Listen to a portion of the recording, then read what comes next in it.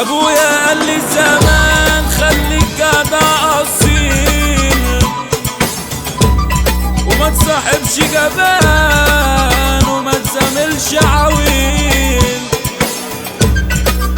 عينك دي مش ازاز ما تتكسرش، زي الحوت يا ولا تبلع ما تبلاش. صلاة النبي عليك يا ابو عبير حلو. قلبي ضربه بطلع حية، صاحي وسلاحي في ايديا،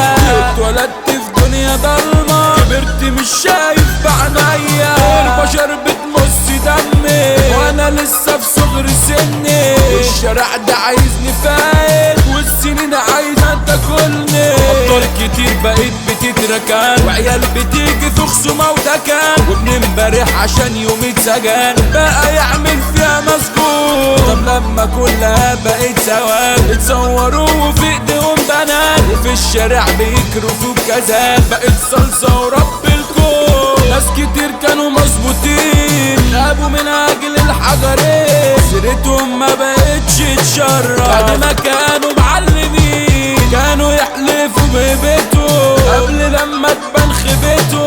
احلى مسا على الشنبات بقوا ملطشه لاجل كيفه، طالع بنفسي مش طالع بحد وظهر على ابويا متسند، بتقولي مع التخينه ست شد حيلكوا بقى صادق، رقم واحد في جاري انتوا مين غير 5 6 بس محدثين، عشان نجاح بقيتوا محروقين كلكوا كلام على الفاضي،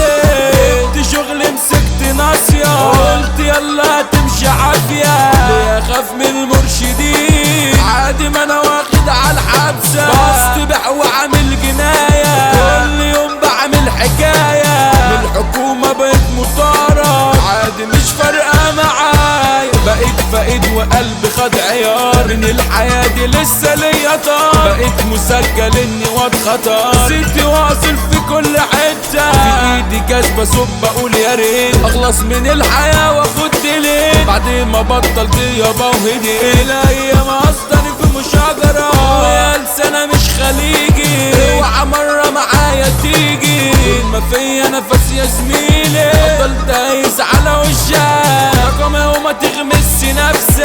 اني يلا واللي طالبه، انت كله كسر بنفسك فاكر اني اكل منك، على الحيطان كتبت خط طول عشان في اوضه يابا يحبسوني، صحابي مره هيزوروني ولا مكالمه يا اخويا رنولي، عشان رجولتي اتحكم علي ورا الحديد هقضي لي شوي، في دقت ليه مفيش سياره جاي ولا حد